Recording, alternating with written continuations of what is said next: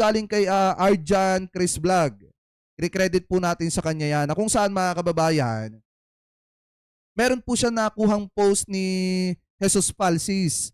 Ito po ay patungkol mga kababayan dito kay Gutesa at Marcoleta. So kung matatandaan ninyo mga kababayan, ayon po dito kay Jesus Falsis, ito daw.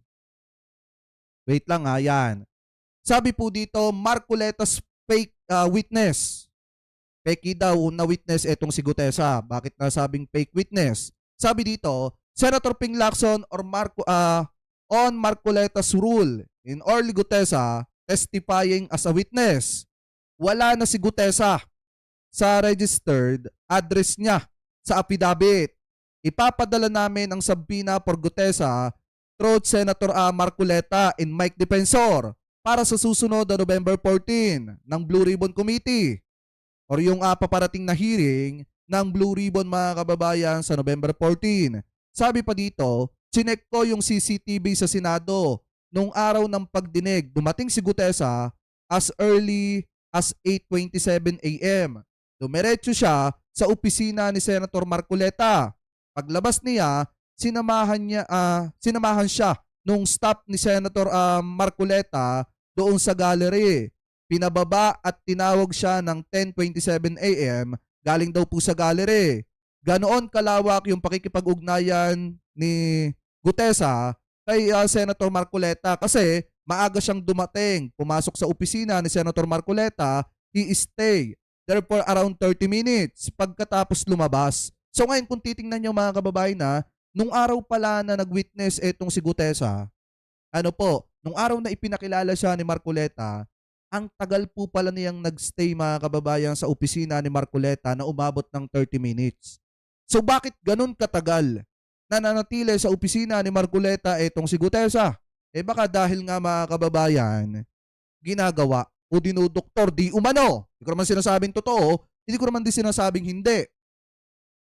Yung affidavit mga kababayan ni Gutesa. Kasi kung titingnan ninyo, maliwanag naman na naglabas na mga kababayan ang Manila ng resulta mga kababayan dun po sa notary ng affidavit nito pong si Gutesa at maliwanag mga kababayan na sablay po talaga etong si Gutesa. Ibig sabihin mga kababayan, kung titingnan po natin, pwedeng makasuhan etong si Gutesa at etong si Marcoleta ng falsification of documents mga kababayan. Pakitama na lamang po ko kung ako po ay mali. Tapos ang pinakamasakla pa nito mga kababayan, maliwanag din naman na yung abogado na sinasabi nilang notary nung affidavit nito pong si Gutesa ay itinatanggi na hindi daw po siya nag-notary noon. So ngayon kung titingnan niyo mga kababayan, ayon pa po dito, Marcoleta should own up to Orly Gutesa falsely notarized affidavit.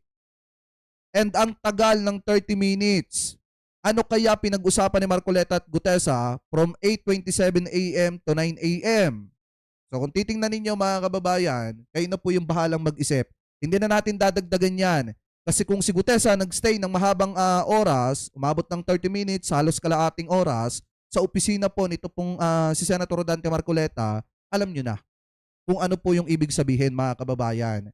Kasi nakakapagtaka naman, nung unang beses na lumabas itong si Gutesa, ang unang nagpakilala dyan ay walang iba. Kung hindi, ito pong si Senator Rodante Marcoleta. At maliwanag din naman na pinakakasuhan na mga kababayan, ito pong si Gutesa. Kasi nga, itinatanggi nga nung abogado na nag-notary nung affidavit mga kababayan ni Gutesa na siya talaga yung nag-notary noon. So, ibig sabihin, itong si Gutesa ay malaking fake witness ni Senator Rodante Marcoleta mga kababayan. So, ngayon, kung titingnan nyo pa mga kababayan, may nakita po tayong balita galing po mga kababayan dito sa DZMM, teleradyo na kung saan sabi po dito, ethics complaint versus Marcoleta may solve surprise. A witness, Gutesa issue expert mga kababayan, ayon daw po dito sa isang expert na si Jesus Falsis. So ngayon, i-play po natin mga kababayan. Maiba tayo dahil nga medyo kulang na tayo sa oras, Kuyang. Maiba ako dahil nga ito na nagkaroon, lumabas kahapon, yung desisyon ng Manila Regional Trial Court Branch 18 na peke yung pirma doon sa nagnotaryo ng affidavit ni Orly Guteza. Ano po bang pananagutan din ng mga senador na Oo, ang pagkakaalam ko, dawit din na itong si Mike Defensor, mga kababayan. nagdala sa kanya doon sa Blue Ribbon? Well, ang sabi ni Senator Ping, chinek daw niya yung CCTV ng Senate and nakita niya na si Orly Guteza was facilitated or ushered in to the Senate by the office staff of Senator Marcoleta. So pumasok sa office ni Senator Marcoleta 8:27 a.m. and then 30 minutes naglagi doon or namalagi doon before pumunta sa plenary. Nakinig pa sa unang testimony ni Roberto Bernardo and Henry Alcantara bago siya nasalang. So basta ang point dyan, ang connection talaga dyan, si Senator Marcoleta. So it is incumbent on Senator Marcoleta to answer. Bakit naglagi sa office niya for 30 minutes? Ano lang ba, nagpahinga lang ba doon? Si Orly Guteza? And then second, kung ganun ka, Kasi baka mamaya, mga kababayan, hindi rin kasi maiiwasang isipin ng taong bayan na baka ikinoach na. Kaya ganun yung sinasabi na kung saan dinadawit sina ganito, ganyan. 'Di ba? Isipin nyo, lalo na ngayon, hindi na mahagilap. Ito pong si Orly Guteza, kung nasa saan, mga kababayan, wala na rin doon sa dating address na nakalagay po doon sa kanyang affidavit. Ano po, so ngayon, malaki ang posibilidad, mga kababayan, na di umano, ito pong si Guteza, baka talagang talagang fake witness talaga, mga kababayan. Dahil nga, biruin nyo lalo na at hindi na mahanap kung nasa saan ngayon. May mga nagsasabi na naando doon sa kustodiya ng mga Marines, di umano, pero hindi alam talaga kung nasa saan. So ngayon, i-play pa natin. taas ang level of cooperation or collaboration ni Senator Marcoleta at ng witness, bakit hindi niya ma-produce ulit ngayon? Hindi naman daw unsafe Wala namang security issues. Sabi ni Mike Defensor, safe naman daw. Pero bakit hindi ulit lumutang? So may pananagutan, tingin nyo. Bukod doon sa ethics complaint, pwede ba siyang makasuhan sa labas? Well, yung ethics complaint would include yung mga potential liabilities niya. No? I'm not saying he will be automatically held liable for that. Merong use of falsified documents. Hindi siya yung nagpa-falsely authorized, pero since si Marcoleta ang quote-unquote gumamit na Tsaka tandaan nyo, bago lumabas, mga kababayan, si Guteza hawak na ni Marcoleta yung affidavit ni Guteza. Diba siya pa nga nag-introduce kay Guteza? Sabi talaga siya dyan. present yung witness, he can be liable for use of a falsified document, incriminating innocent persons kung talagang hindi pala totoo yung affidavit. There are other cases na pwedeng i-file, but an ethics complaint is the best way to resolve that. Saan, kung maghuhulaan tayo, saan galing yung statement na binasa ni Guteza? Sino kaya nag-produce nun? I also don't want to speculate, but I agree that it seems suspicious na hindi talaga organic kay Orly Guteza Nagaling yung sa binasa niya. Kasi kung sa kanya yon, una, wala kang isiskip Tama. Kunwari ako witness ako, hindi lawyer. Kung witness ako, kung ako talaga gumawa niyan, mababasa ko yan lahat kasi alam ko na, hindi ako nabasa. Ako babalik. Pero kailangan may iba pang tao magsabi, may hindi ka binasang paragraph.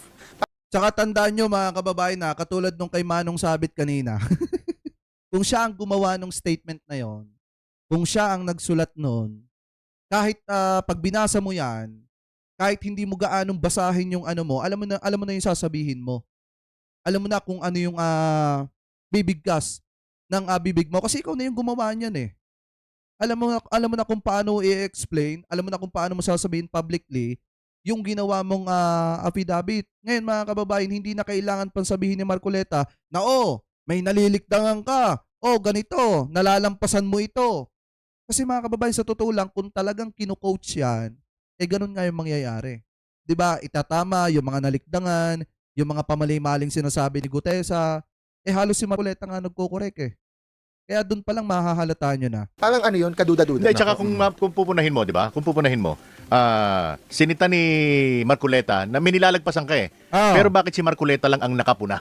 Tama. Ayun. Di ba? Nako, sayang, wala na tayong ganong oras. At wag daw magdagdag, wag mag-adlib. Bakit? Ako yung witness. Ako yung witness, experience ko yan Ano ngayon kung mag-adlib ako? Sorry, Attorney Jess, kuna na tayo sa oras. Maraming salamat. Next Si time. Attorney Tama yun, mga kababayan. So ngayon, since etong si Guteza, mga kababayan, parang di umano, lumalabas ngayon na fake witness. At maliwanag din naman, mga kababayan, na nagsalita na yung especially, mga kababayan, lumabas na yung resulta ng investigasyon patungkol po doon sa pagnotary nung affidavit mga kababayan itong si Gutesa at sinasabi nga na talagang may nalabag nga mga kababayan at hindi po talaga totally na yung abogado na yun, yung nag-notary no, sa madalit salita, pineke. Ano ngayon, ang tanong ngayon, ano ang pananagutan ni Gutesa mga kababayan at saka po ni or posibleng pananagutan din ni Senator Dante Marcoleta. So eto, pakinggan po natin mga kababayan ang komento po dyan ni Attorney Carlo Ibanez. Ano po, ikinikredit po natin sa kanya ito pong bidyong ito. So ito, i-play po natin. May ruling na ang Regional Trial Court of Manila. Peke daw ang notarization ng affidavit ni Orly Gutesa. Yung pirma ng notaryo, forged. Ibig sabihin, malinaw na liable si Gutesa sa falsification. Pero ang tanong, may pananagutan ba si Marcoleta? Yan. Sabi mismo ng RTC, considering that Mr. Gutesa presented the sinumpaang salaysay during the public hearing and is deemed to be the author of falsification thereof, appropriate falsification charges shall be filed against him. Similarly, all other persons who made use or uttered the Yun yung tinutukoy natin kanina, lumabas na mga kababayan pala, yung ruling ng Manila Regional Trial Court na kung saan sinasabi nga mga kababayan na yung pong pag-notary nung affidavit mga kababayan ni Gutesa, parang hindi talaga ginawa, hindi ginawa nung abogado na sinasabi ni Gutesa at Marcoleta. So ngayon, tingnan natin kung may pananagutan ba si Marcoleta. sinumpaang salaysay signed by Mr. Gutesa shall be liable for falsification. In short, lahat ng gumamit ng falsified affidavit na yan, pwede rin kasuhan ng falsification. Under Article 172 of the Revised Penal Code, kapag gumamit ka ng falsified document, kahit hindi ikaw ang gumawa, presumed na ikaw ang nag-falsify. The moment na ginamit mo ang falsified affidavit, bahagi ka na ng krimen. Naalala nyo na si Marcoleta ang unang nagpakilala kay Gutesa. At siya ang unang nagpakita ng affidavit na yan. In fact, bago pa pumasok si Gutesa, hawak na ni Marcoleta ang dokumento. Ito nga ang sabi ni Marcoleta, Mr. Chair, nandito po yung tao at hawak ko yung piraso ng kanyang sinumpaang salaysay. Kung pwede po sana natin siyang tawagin ngayon para siya mismo ang maghatid ng kanyang salaysay sa ating gitna. Klaro, di ba? Siya ang nag-introduce, siya ang may hawak, at siya ang unang gumamit ng falsified document na yan. At kahit sabihin na ng notary public na hindi daw siya ang pumirma sa affidavit, pinagtanggol pa ni Marcoleta ang dokumento. Sabi niya, hindi porket falsified ang notarization, false ang testimony. Ang problema, once alam mo ng falsified pero ginamit mo pa rin, liable ka. So malinaw, mukhang may haharaping kaso si Marcoleta. Yay! Ayan o. Malinaw. Mukhang may kakaharaping kaso etong si Senator Rodante Marcoleta. Falsification of documents, mga kababayan. Pakitama na lamang po ako kung ako po ay mali. Kasi maliwanag naman mga kababayan na hindi lang naman si Gutesa yung dapat managot dito. Dapat managot din yung may hawak, at yung nag-introduce dito kay Gutesa. Maliwanag naman na bago in-introduce ni Marcoleta si Gutesa, hawak niya yung kapirasong sinumpaang salaysay ni Gutesa. Biruin nyo mga kababayan, isipin nyo na lang. Nung ini-introduce niya itong si Gutesa, putik yabang-yabang niya, no? Mr. Chair, merong witness. Hawak ko yung kapirasong sinumpaang salaysay ni Gutesa. Yung pala mga kababayan, fake witness pala. Alam nyo, ito yung ito yung hindi ko maintindihan. Bakit kailangan nilang, bakit kailangan ni Senator Rodante Marcoleta na mag-present ng peking witness? Yan yung hindi ko maintindihan mga kababayan. May pinagtatakpan ba siya? Hindi, ako nagtatanong lang Hindi ko naman sinasabing may pinagtatakpan siyang tao. Ako nagtatanong lang naman. Bakit kailangan niyang mag-present ng peking witness? 'Di ba? Kung talagang tapat siya sa sinumpaan niyang tungkulin bilang isang senador, dapat di mo na kailangan magrepresenta ng mga peking witness para lang magdiin ng tao.